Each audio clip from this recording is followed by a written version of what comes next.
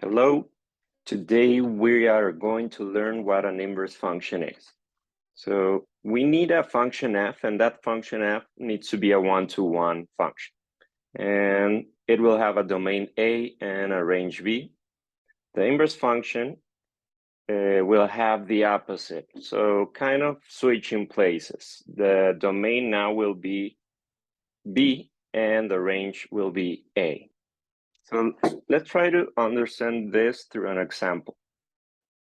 So let's say we have a function f of x. And that function f of x is equal to x plus 3. Basically, the inverse function needs to do the opposite. So if f of x, instead of x, we get an input of, let's say, 2, this is going to be equal to 2 plus 3. And the output is going to be 5. So that means that f of 2 is equal to 5, having a coordinate of 2, 5. The inverse function will be something like this. The inverse function of f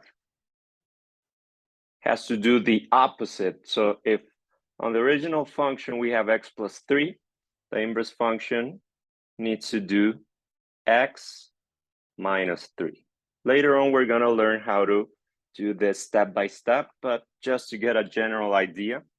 So what the inverse function needs to do is convert the 5 into a 2.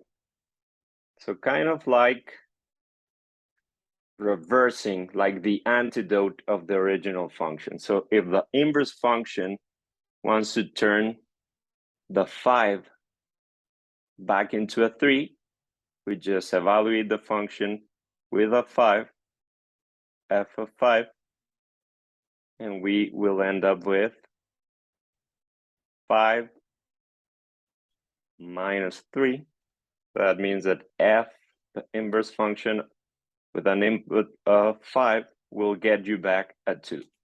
The inverse function produces a coordinate of 5, 2. So that's the basics. Later on, we'll learn how to do this step by step and actually finding the domain and range of different